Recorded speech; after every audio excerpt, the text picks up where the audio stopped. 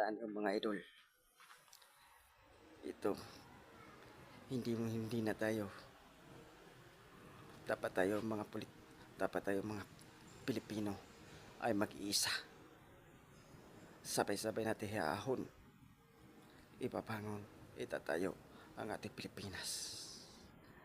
Kaya ang buhay natin, minsan-minsan lang, sa landas, sa mundong ito, ay muli, hindi na tayo tatapak.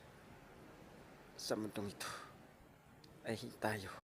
Alam niyo mga idol, minsan lang tayo sa landas, sa mundong ito. Ay dapat tayo, ay mga dito sa bayan, ay dapat tayo mag-iisa o magtutulungan sa bayan. Sabay-sabay natin ihaon, ibabangon, itatayo ang ating Pilipinas, mga idol.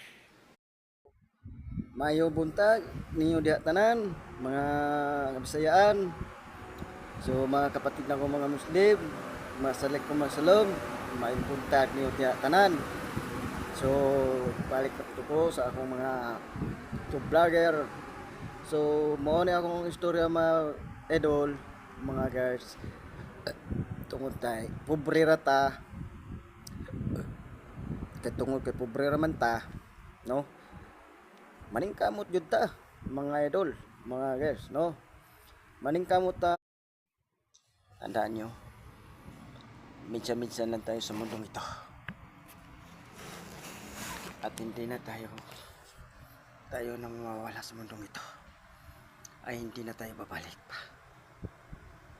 Ug saan tayo gagaling, ug sa lupa tayo galing, sa lupa din tayo babalik. Kung anong man bagay nga kasaya, isasaya mo na lang sa mundong ito. Kaya itong mundong ito ay hindi na natin ito.